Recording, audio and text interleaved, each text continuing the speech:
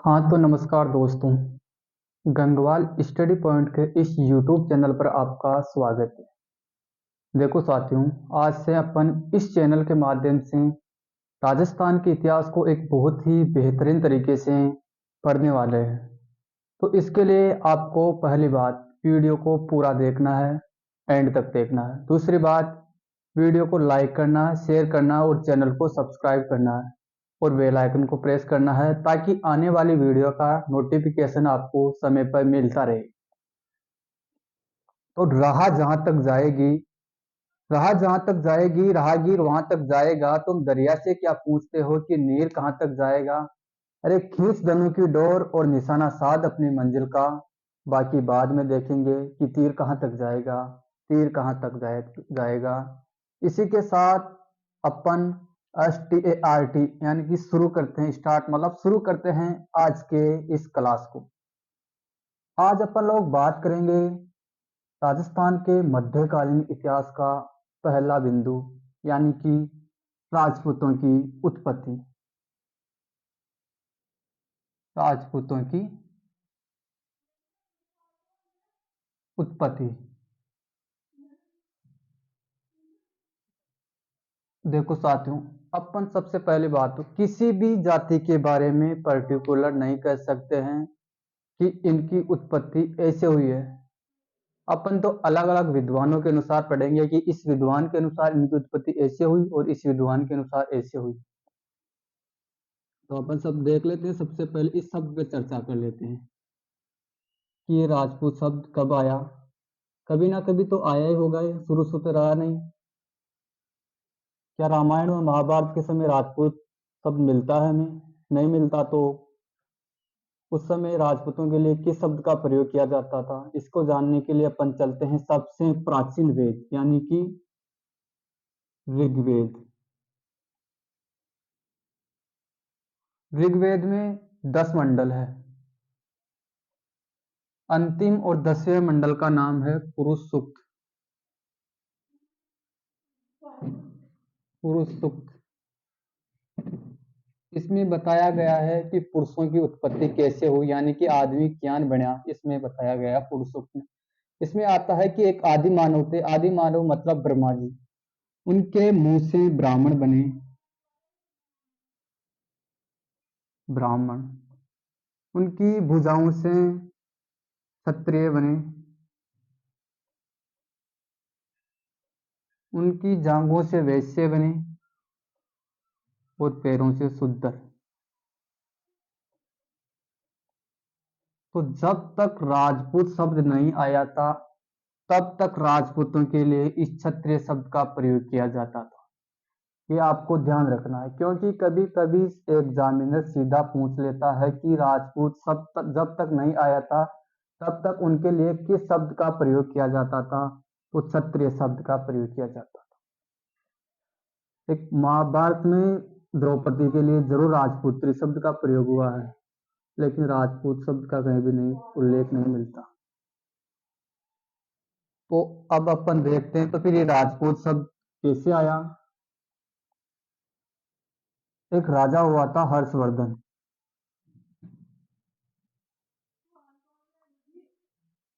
हर्षवर्धन हर्षवर्धन के शासनकाल में ही चीनी यात्री हेनसांग भारत आया था। हर्षवर्धन ने अपने नीचे सामंत छोड़ रखे थे, यानी कि ये ए सामंत, ये बी सामंत, ये सी सामंत। प्राचीन समय में राजा और सामंतों के बीच पिता और पुत्र का संबंध होता था। तो ये अपने आप को राजपुत्र कहते थे। अपने आप को ये सामंत क्या कहते थे? राजपुत्र। हाँ, राजपूत अपने आप को राजपुत्र कहते थे।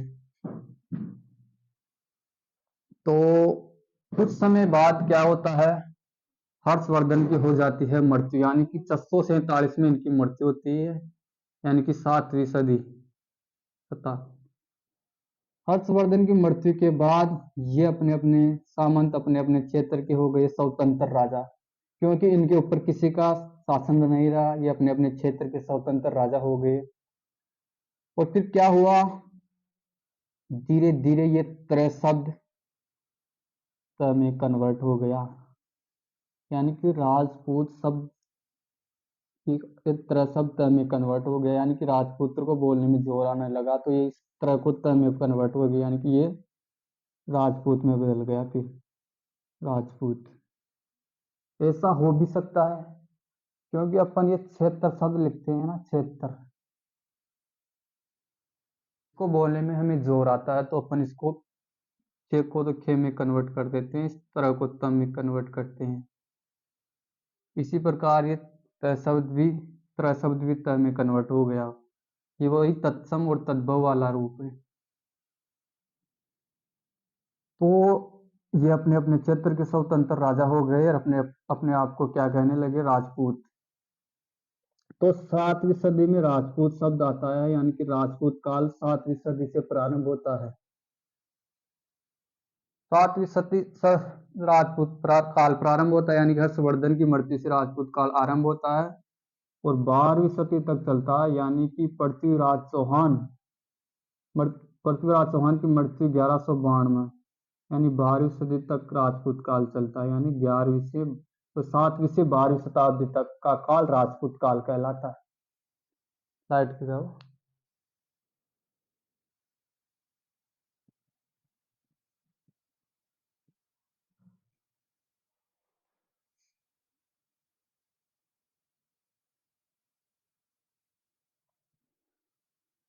तो अपन इसमें यही ध्यान रखना है कि राजपूत काल कब से कब तक है, यानी 7वीं से 12वीं शताब्दी का समय राजपूत काल कहलाता है। ये इम्पोर्टेंट है। और एक बात यह है कि जब तक राजपूत शब्द नहीं आया था तब तक इनके लिए किस शब्द का प्रयोग किया जाता था, क्षत्रिय शब्द का। और राजपूत काल कब से कब तक है, 7वीं से 12वीं। अब अपन राजपूतों की उत्पत्ति के विभिन्न विद्वानों के विभिन्न मत है वो पढ़ेंगे कि इन्होंने किस इनकी उत्पत्ति किस प्रकार मानी है।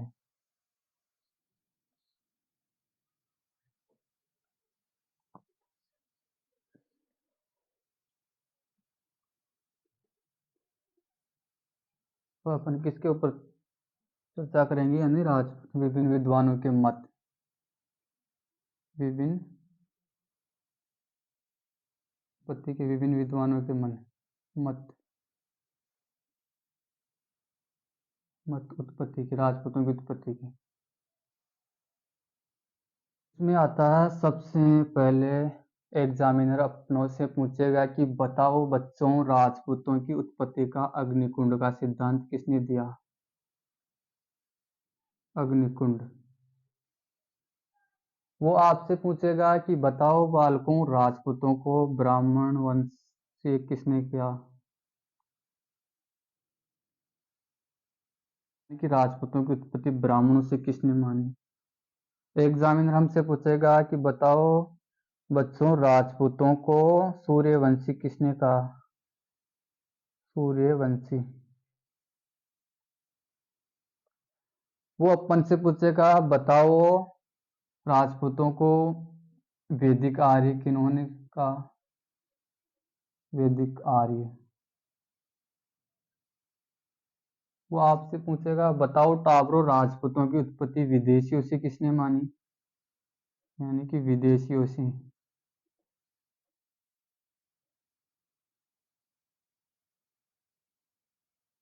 वो आपसे पूछेगा बताओ माके मगरमच्छों, राजपूतों की उत्पत्ति का मिश्रित मूल सिद्धांत किसने दिया, मिश्रित मूल सिद्धांत। अपन अब सबसे पहले चर्चा करते हैं सबसे हिट, सबसे फेमस और सबसे विवादित और सबसे ज्यादा बार परीक्षा में पूछा गया सिद्धांत है अग्निकुंड का सिद्धांत। इस सिद्धांत के बारे में, इस सिद्धांत की जानकारी हमें पृथ्वीराज रासो से मिलती है। पृथ्वीराज रासो चंद्रवरदाई द्वारा लिखित है। पृथ्वीराज रासो चंद्रवरदाई, चंद्रवरदाई ने लिखा था ये रासो। चंद्रवरदाय का जन्म लाहौर में हुआ था। कहा जाता है कि चंद्रवरदाय का और पृथ्वीराज चौहान का जन्म एक साथ हुआ है और इनकी मृत्यु भी एक साथ हुई है, यानी कि एक थाल जन्म और एक थाल मरण की कहावत प्रचलित है इनके लिए। ये रासो एक प्रकार से रासो है क्योंकि इनमें वास्तविक घटनाओं की जानकारी नहीं मिलती। तो ये एक इतिहासकार है जयचंद्र विद्यालंकार, जयचंद्र विद्यालंकार। इन्होंने इस रासो की घटनाओं को चंदूखानी की गप कहा है, गप। इस रासो में गुण 68 गुणंतर प्रकार के सर्ग, 68 प्रकार के छंद है। सबसे ज्यादा छप्पे छंद का प्रयोग किया गया है, तभी तो चंद्रवरदाय को छप्पे का राजा कहा जाता है। सबसे ज्यादा छप्पे छंद का प्रयोग होने के कारण इस चंद्रवरदाय को छप्पे का राजा कहा जाता है। इस ग्रंथ की भाषा है पिंगल, पिंगल, डिंगल नहीं, पिंगल भाषा है। इसमें बताया गया है कि माउंट आबू में एक पर्वत है, यानी कि आबू पर्वत। यहाँ पर एक ऋषि रहते थे, उसका नाम था वशिष्ठ। वो ऋषि क्या करता था, यहाँ पे यज्ञ करता था, यज्ञ। वशिष्ठ, मुनि वशिष्ठ यज्ञ किया करता था आबू पर्वत पे। तो यहाँ पर क्या है, कुछ राक्षस प्रवृत्ति के लोग आते और इनके यज्ञ को मांस मदिरा डालकर अपवित्र कर देते थे। तो वशिष्ठ ऋषि परेशान हो गया उन राक्षसों से। तो इन वशिष्ठ ने क्या किया, इस यज्ञ अग्नि से 4 योद्धाओं की उत्पत्ति की। उनमें है, पहला है प्रतिहार, दूसरा है परमार और तीसरा है चालुक्य और चौहान। यानी कि इस यज्ञ अग्निकुंड से 4 योद्धाओं की उत्पत्ति की, प्रतिहार, परमार, चालुक्य, चौहान। और ये योद्धा आए और उन राक्षसों को रोके, उन राक्षसों को रोके, तो बाद में ये चारों जातियों में कन्वर्ट हो गई। आपको ये ध्यान रखता है, इनका क्रम ध्यान रखना है। कभी कभी कभी इनका एग्जामिनर क्रम पूछ लेता है कि सबसे राजपूतों की उत्पत्ति के क्रम बताइए अग्निकुंड के सिद्धांत के अनुसार। तो सबसे पहले है प्रतिहार, दूसरा है परमार, फिर है चालुक्य, फिर है चौहान। चालुक्यों को सोलंकी भी कहा जाता है, सोलंकी।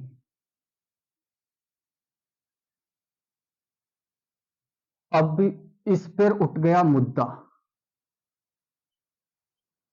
क्योंकि नवीन साइंस इस बात को स्वीकार नहीं करती है कि अग्नि से कैसे इनकी उत्पत्ति की जा सकती है। तो कुछ लोग तो इस सिद्धांत के पक्ष में आ गए और कुछ इस सिद्धांत के विपक्ष में आ गए। तो अपन उसी के बात करते हैं, जो इनका पक्ष किस किस ने किया इस सिद्धांत का, यानी कि अग्निकुंड के सिद्धांत का पक्ष किस किस विद्वानों ने किया। सूर्यमल मिश्रण, सूर्यमल मिश्र, ये क्या है, बूंदी के हाडा शासकों के दरबार में रहता था सूर्यमल मिश्र। तो सीधी सी बात है, उनकी बढ़ाई करेगा, यानी कि इसने अग्निकुंड सिद्धांत का समर्थन किया है। दूसरा है मोहनोत नैन सिंह, मोहनोत नैन सिंह। ये भी क्या करता है, इस सिद्धांत का समर्थन करता है कि हाँ साहब, राजपूतों की उत्पत्ति बिल्कुल अग्निकुंड से हुई है। और एक और टोड, कर्नल जेम्स टोड, ये भी इस सिद्धांत का समर्थन करता है, लेकिन अप्रत्यक्ष रूप से करता है। टोड कहता है कि हाँ साहब, बिल्कुल सही बात है, आबू पर्वत पर वशिष्ठ ऋषि यज्ञ किया करता था और राक्षस लोग आते और उनके यज्ञ को अपवित्र कर देते, लेकिन इनकी उत्पत्ति इस अग्नि के कुंड से नहीं हुई।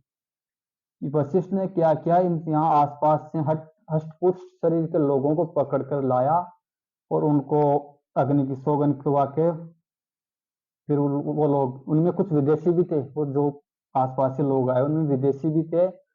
तो फिर वो आकर उन राक्षसों को रोक के इस प्रकार फिर वह चारों जातियों में कन्वर्ट हो गए। तो इस प्रकार मोहन ये कर्नल जेम्स टोड इस सिद्धांत का अप्रत्यक्ष रूप से समर्थन करता है। अब अपन देखते हैं कि राजपूतों की उत्पत्ति का ब्राह्मणों से किसने मानी है कि इनकी उत्पत्ति ब्राह्मणों से हुई है।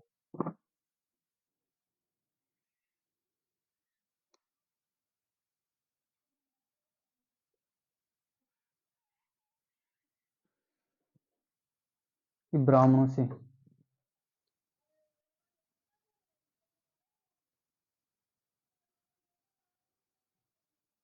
इनकी उत्पत्ति ब्राह्मणों से मानने वाला विद्वान स्वयं ब्राह्मण है, यानी कि गोपीनाथ शर्मा। गोपीनाथ शर्मा ये राजपूतों की उत्पत्ति बिजोलिया शिलालेख के अनुसार ब्राह्मणों से मानता है कि राजपूत ब्राह्मणों से उत्पन्न हुए। और एक और है डॉक्टर भंडारकर। डॉक्टर भंडारकर ये भी इनकी उत्पत्ति ब्राह्मणों से मानता है, लेकिन ये बोलता है कि ये इनकी उत्पत्ति ब्राह्मणों से हुई है, लेकिन वो विदेशी ब्राह्मणों से हुई है। विदेशी ब्राह्मणों से। अब अपन देखते हैं सूर्यवंशी किन्होंने बताया इनको, राजपूतों को सूर्यवंशी। राजपूतों को सूर्यवंशी। सूर्यवंशी किसने बताया? सूर्यवंशी बताने वाला विद्वान है दशरथ शर्मा। दशरथ शर्मा। दशरथ शर्मा यानी कि ये भी शर्मा है, और वो गोपीनाथ शर्मा वो भी शर्मा, लेकिन गोपीनाथ शर्मा इनकी उत्पत्ति ब्राह्मणों से मानता है, जबकि दशरथ शर्मा सूर्यवंशी से मानता है। यानी कि शर्मा आप याद रखने ला कि श्री राम किस वंश से थे? सूर्यवंशी थे ना, उसी से याद रखना ना। उनके पिता भी दशरथ शर्मा सूर्यवंशी, यानी कि ये इसको राजपूतों को सूर्यवंशी मानता है। और जगदीश गहलोत भी याद रखने का, ये जगदीश गहलोत ये भी इनको सूर्यवंशी मानता है। अब बच गए ये तीन सिद्धांत हो रहे इनके। वैदिक आर्य। वैदिक आर्य से इनकी उत्पत्ति मानता है सीवी वैद्य और ओझा। गौरी शंकर हीराचंद ओझा इनको वैदिक आर्य मानते हैं। फिर आता है विदेशी। विदेशियों से किस किसने मानी? विदेशियों से इनकी उत्पत्ति मानने वाले विद्वान विदेशी हैं, जिसमें पहला है colonel James Tod. Colonel James Tod ये इनकी उत्पत्ति शक व सीतियन जाति से मानता है। शक व सीतियन। दूसरा है कनिंगम। कनिंगम कनिंगम ये इनकी उत्पत्ति कुषाणों से मानता है। और तीसरा है वी.ए. स्मिथ। वी.ए. स्मिथ ये इनकी उत्पत्ति हूणों से मानता है। हूणों खच्चर जाति यानी हूणों से मानता है। अब आप लोग बताओ कि राजपूतों की उत्पत्ति कैसे हुई है? अब एक व्यक्ति आता है, कौन? डीपी चट्टोपाध्याय, यानी कि वो मिश्रित मूल उत्पत्ति का सिद्धांत देता है। मिश्रित मूल का सिद्धांत ये कहता है कि कुछ राजपूत अग्निकुंड से उत्पन्न हुए, कुछ ब्राह्मणों से उत्पन्न हुए, कुछ सूर्यवंशी है, कुछ वैदिकारी हैं, कुछ विदेशी हैं। इस प्रकार इसने मिश्रित मूल उत्पत्ति का सिद्धांत दे दिया है कि सब थोड़े थोड़े सबसे हुए, यानी कि कौन? डीपी चट्टोपाध्याय। चट्टोपाध्याय डीपी चट्टोपाध्याय मिश्रित मूल उत्पत्ति का सिद्धांत देता है। तो इस प्रकार ये अपने राजपूतों की उत्पत्ति के सिद्धांत कंप्लीट हो गए हैं। ठीक है।